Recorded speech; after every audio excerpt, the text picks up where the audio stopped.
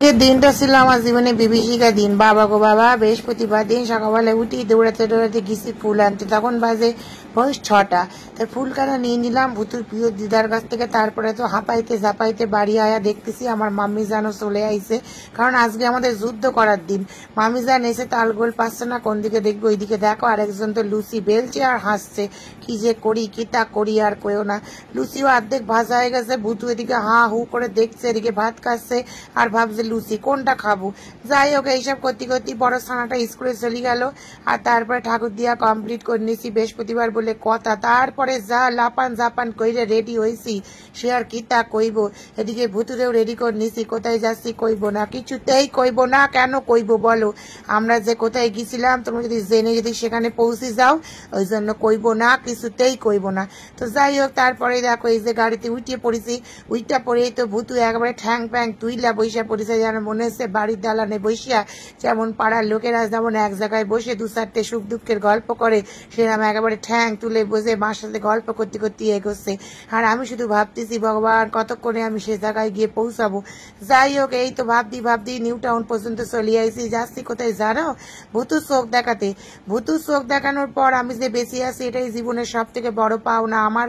আর তোমরা যারা আমারে ভালোবাসো তাদেরও, না হলে আমার নামের পাশে রিপ লিখতে আর বেশিক্ষণ বাকি থাকতো না।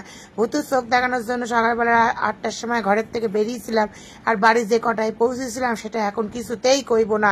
তোমরা যদি কেউ সহ্য করতে না পারো, তোমাদের যদি হার্ট অ্যাটাক হয়ে যায় যে আমরা কত ঘন্টা ভুতুর চোখ দেখানোর পেছনে বসেছিলাম, সে আর কইয়ে লাভ নেই। যাই হোক, সে যে কিতা কইব এই ভাবদি ভাবদি ওদিকে দেখো খাওয়া দাওয়া শুরু হয়ে গেছে।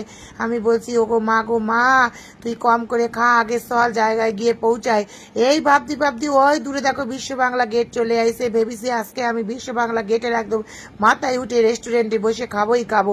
সবাই খায় আর ভিডিও করে, আমি অন্তত খেয়ে 4-5টা ভিডিও করে তারপর বাড়ি যাব। এই সব তো ভাবছিলাম। তারপর ভাবলাম ওই বিশ্ব বাংলা গেট কান দূর থেকে দেখতে ভালো লাগে, পকেটে অত জোর নেই ভাই, লিফটি করে উঠি ওখানে গিয়ে খাবো। নেই নেই নেই, অত বড় লোক আমি নেই ভাই, আমি ভিখারি শিকারি মানুষ বাবা। অত বিশ্ব বাংলা গেটের গিয়ে এখন কিছুতেই খাইতে পারবো না। খাওয়া আমি একেবারে যা একখান কাজে যাচ্ছি সেই কাজখানাকে মেটাই। এই দেখো বলতে না বলতে শঙ্কর নেতালায় চলে আইসি নিউ টাউনে এই ভুতুর চোখ কান দেখানোর জন্য। ভুতুর সাথে আমাদের হায়দ্রাবাদ যাওয়ার কথা ছিল, কিন্তু যে উঠতে পারিনি। হচ্ছে আমাদেরকে হায়দ্রাবাদ থেকে আবার ব্যাঙ্গালোর যেতে হবে গলা চেক আপ করাতে।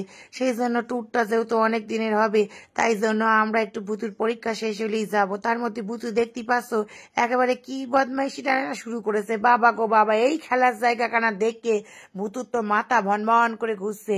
ভুতু আগে একটু খেলার জায়গা দেখে নেছে। ভুতু ভাবছে জীবনে কি ভালো কাজ করিছে, ও চোখ খানা খারাপ হয়েছে, না হলে এই খেলার জায়গা কানা ভুতু পেত না। একটু চুপচাপ দাঁড়াতে, শরীরে কি দেয়নি? ওই হাতের ওই ব্যান্ডটা ছিঁড়লে না, তোকে কিন্তু আর ডাক্তার দেখবে না। দেখি তোর হাতের ব্যান্ডটা, সোজা কর সোজা কর সোজা কর, দেখি দূরে যা দূরে যা দূরে যা, একটু ড্রেসটা দেখা সবাইকে, দেখা ড্রেস দেখাতে বলছি, চুল দেখাচ্ছে।